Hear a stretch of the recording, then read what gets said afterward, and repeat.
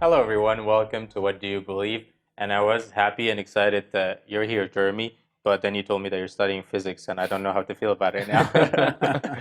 No, we're happy that you're here, and we welcome all your questions and all your comments. And we're happy that you're here, Dr. Nagy Eskandar. Dr. Nagy is a medical doctor, and he's the fellow of the Royal College of Surgeons of England. And he's practiced surgery for 25 years. How did you move from surgery to all of this? It's just a continuation, really, because science and practicing science really will bring the issue of God and the creation into focus, really. So I find no contradiction between science and the Bible position of creation.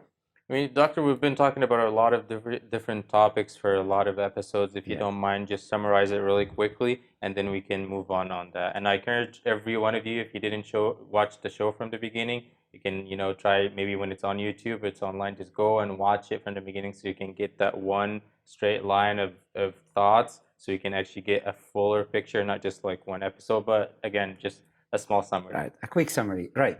We start with the question, is there a contradiction between science and the Bible? So we said we'll define what is science and what's the Bible, and then discover if there is a contradiction or not.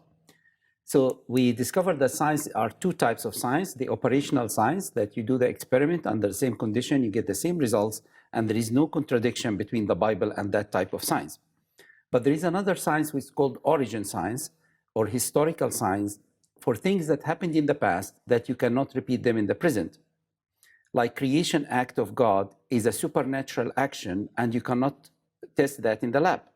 The evolution theory depends on millions of years. You can't run an experiment for millions of years. So it starts with two assumptions. The first one for the evolution is matter is everything, and everything can be explained by time, chance, and laws of nature. And the Bible starting point is God is powerful and almighty, and he is a creator, and he is eternal God. He has no beginning and no end.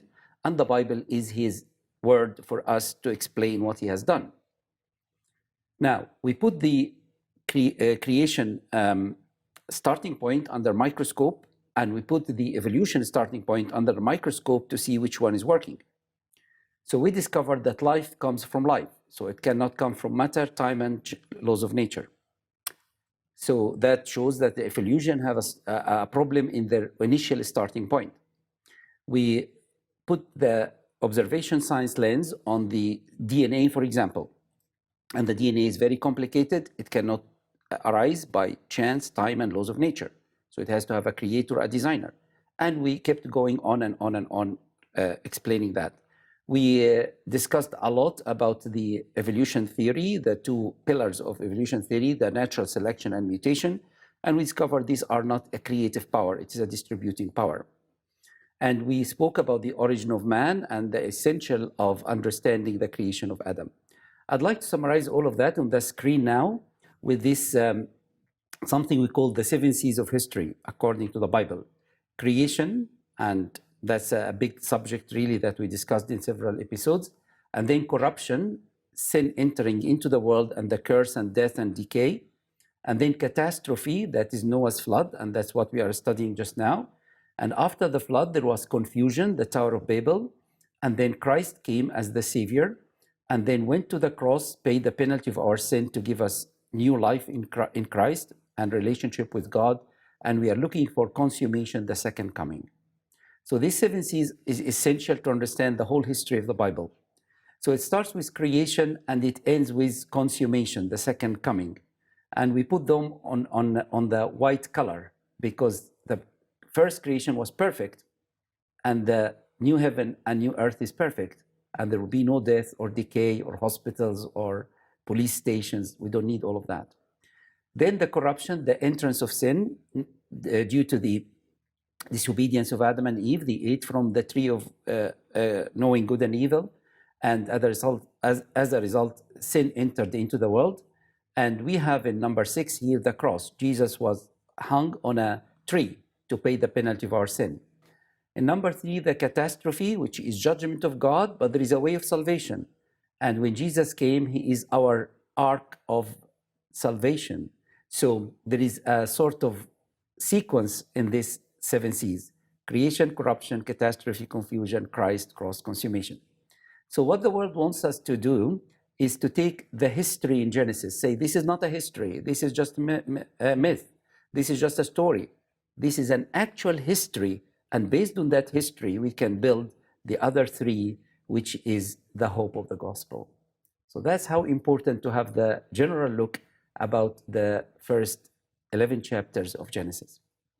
Now, back to the flood. So we discussed the flood as it is documented in Genesis chapter 3 to chapter 9, and it is a historical event. It happened in history, and it is a global flood, and we compare that to the idea of local flood. And the Bible describes the Noah's flood as the water covering all the high hills by 15 cubits. And to cover one hill, you have to cover them all, because the laws of physics, water doesn't make a wall and stand in one particular point. It has to find its own level. Now we'd like to discuss that Noah's flood was a catastrophic event, as we can see on the screen here. So it is a catastrophic event. It is something which had an effect, and we see the effect on the layers of the earth and on fossilization. So we'll watch this little video about the initiation of the flood, because remember, the flood was 40 days and 40 nights of rain, but the fountains of the deep were opened and the subterranean waters came out. And the water increased for 150 days. And then it took about 150 days to recede. And then the land was very soft. So they stayed for about 74 days before Noah came out. So the whole period of the flood was 371 days. It's a long period. So let us see the initiation clip. Just shows how the flood was universal and how it was very catastrophic. And you remember the crust of the earth was only one continent, and that's what's called Pangaea. And then it was divided. The uniformitarian believes it is divided very slowly over millions of years. We believe with the catastrophic event of the flood of Noah that happened very quickly during the year of the flood, which is 371 days. And with the volcanic eruptions causing the tectonic plates to separate quickly, and then what we observe now is just a minimal separation or a minimal movement of these tectonic plates. But there was a big event, which is the flood, which can explain that. So the flood is very important to understand the whole idea of the creation, the corruption, and then the flood, and then the whole Christian faith, which was built on God coming to save us, a new heaven and a new earth. We will see on the screen now the tsunami in Japan in March 2011, and that caused devastating effects. One tsunami, one tectonic plates movement, and gush of fluid, of water, causing all this massive destruction. And it's really a very powerful force. Imagine if that's happening in all parts of the earth. This is really a catastrophic event. All the animals and all the birds and all the life outside the ark really suffered a massive, massive destruction. And what caused the rapid fossilization, as we believe. Because in order for fossilization to happen, it doesn't need millions of years. And we discussed that before. It needs the right conditions, really. So if a fish dies in the sea, it doesn't get fossilized. It floats and then decays and be eaten. But when it's going to be fossilized, if there is enough minerals and pressure and temperature, and then it can be mineralized. And that's really the conditions of the flood, which lasted for 371 days.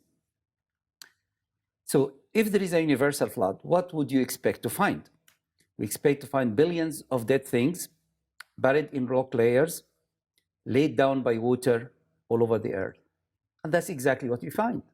We find billions of dead things, billions. This is a big, big number. And as we said, 95% are marine animals and plants. Billions of dead things buried in rock layers, laid down by water all over the earth. And that's exactly what we found.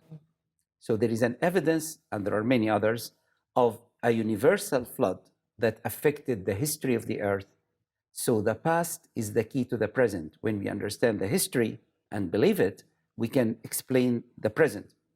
But the uniformitarian starts with a different starting point. The present is the key to the past. The processes that's happening now, they try to explain the past by them, and that's why they needed millions of years. So this is really two different ways of thinking.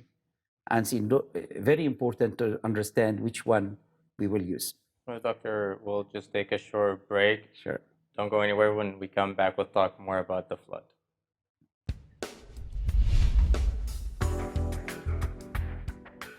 Thank you for tuning in. If you have any questions or comments, or if you'd like a copy of this episode, please call 714-709-4300 or email us at info@alkarmatv.com. You can also visit our website at www.alkarmatv.com. Also, you can write to P.O. Box 3610, Seal Beach, California 90740.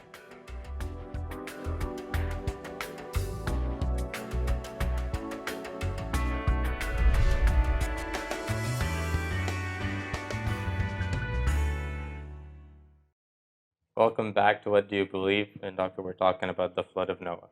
Exactly. We would like to establish it's a universal flood affecting the whole globe. It is a catastrophic flood. It affects the formation of the continents and the formation of the layers of the earth, the deposition of different sediment layers and volcanic eruptions causing igneous rocks as well, and as well as the effect on the fossilization of billions of creatures, mainly marine fossils, as we said previously. Now, let us discuss this year of the flood in more detail, and then when we have Jeremy really coming with all the physics into this section, I think. We think that this year has different sort of geological and forces in different parts of the earth. It is not a constant or uniformitarian sort of effect. So there are different events taking place. It wouldn't be equally violent all time everywhere. So it will be violent in some parts and quiet in others and keep going like that. So in some places, the waters would be relatively calm, while in other places it would be violent. Because remember, there is an arc floating over this water. And if there is a tsunami, actually the best place to be in the top of the water, because all these actions down are not affecting the stability. It's dangerous to be on the shore. Now, and the waters didn't completely cover the whole earth day one. And that's very important. And I think we discussed that in a couple of episodes before, because somebody said people can flee from day one. Yes, they can flee to another part, but it is a universal flood. So the water will come. So the waters did not completely cover the whole earth day one, but sometimes between day 40 and day 51. Why are we saying that? Day 40, we remember there are 40 days and 40 nights of massive, massive rain coming from above. And then the fountains of the deeps were open and the volcanic eruptions and subterranean water coming out.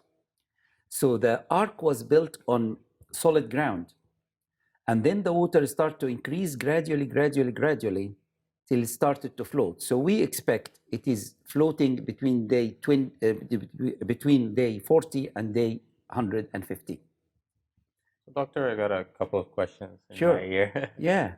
So why does it matter if it's a local or universal? Like, why does it have to be everywhere? Why can't it be just, if the point was to just kill, like those bad people or whatever, like, why can't it be just a local flood?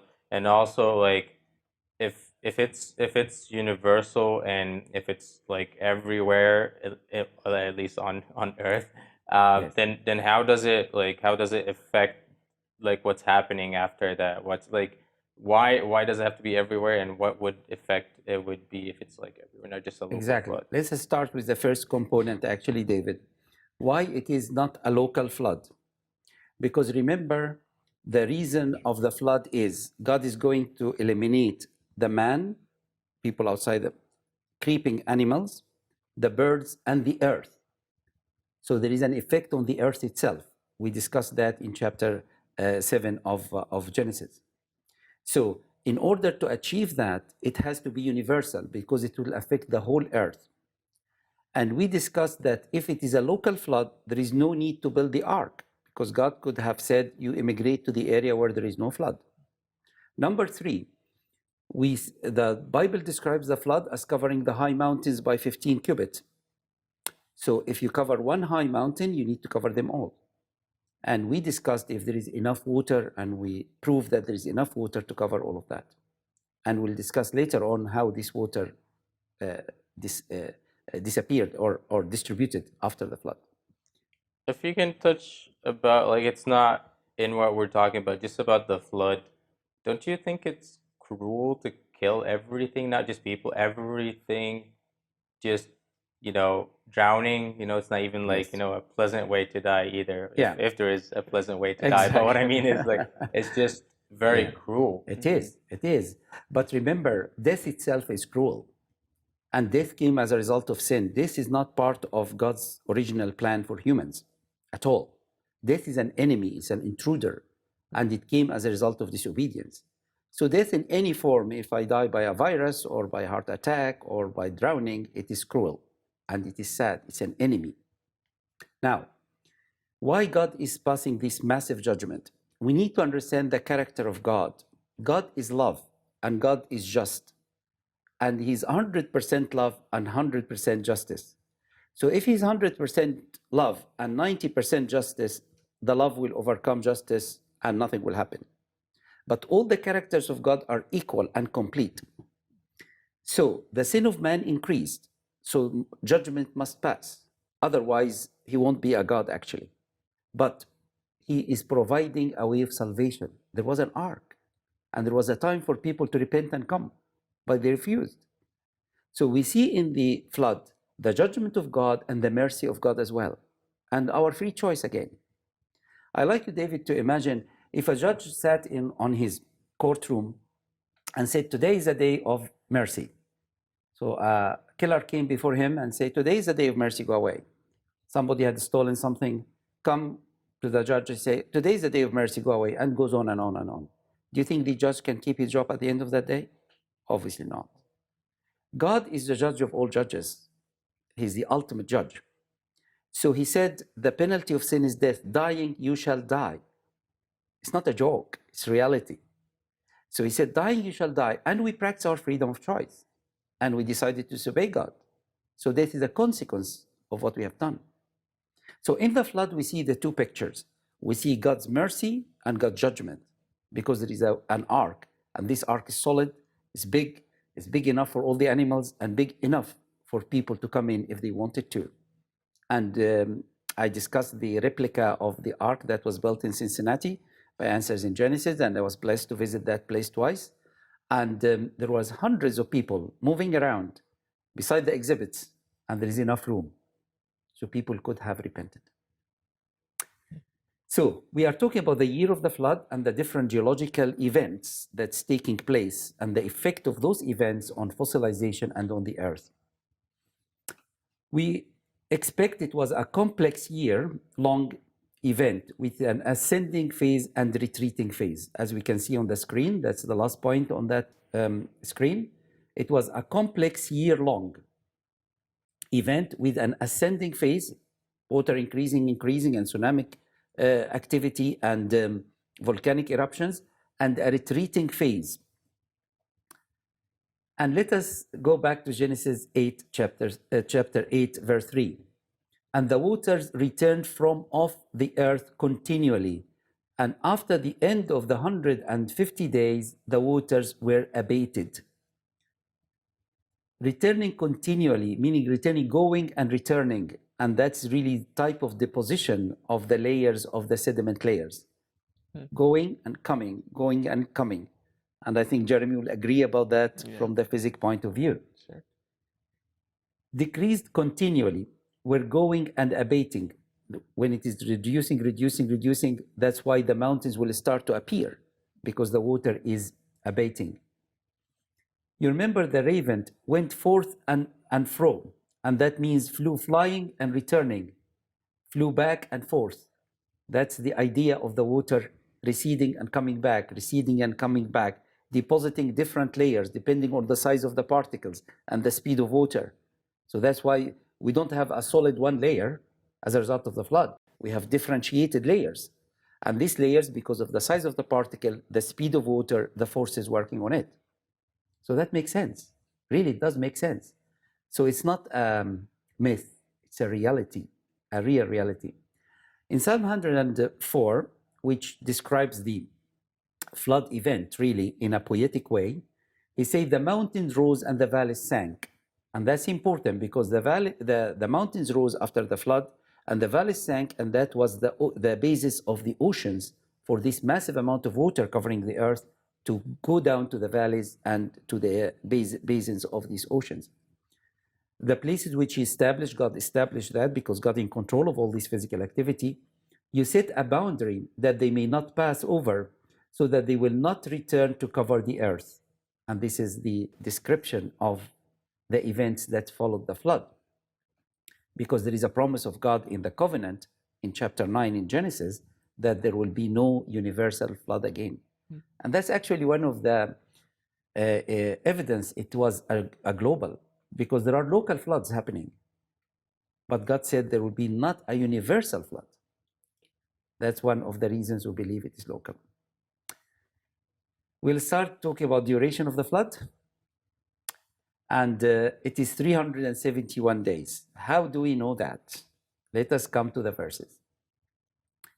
In Genesis chapter 7, verse 11, that's the starting of the flood. In the 600th year of Noah, in the second month, on the 17th day, the same day were all the fountains of the great deep broken up, and the windows of heaven were open. So that's the starting of the flood event. Noah was 600 years in the second month on the 17th day. So that is not a myth. This is not once upon a time story. It is a reality talking about age, time, place. Then we come to the end of the flood, Genesis 8, 13 and 14. And it came to pass in the 601st year, so it's 601st, and in the second month, on the 7th and 20th day of the month, was the earth dried. So the flood started when Noah was 600 years, in the second month, on the 17th day, and ended when Noah was 601 years, in the second month, on the 27th day. So the total is 371 days, because the Jewish month is 30 days. So 30 by 12 is 360, and the 11 days compared from 17 to 27. Thank you, Doctor. We'll keep talking about the flood. Richard Feynman once said, "I would rather have questions that can't be answered than answers that can't be questioned." So ask yourself today, what do you believe?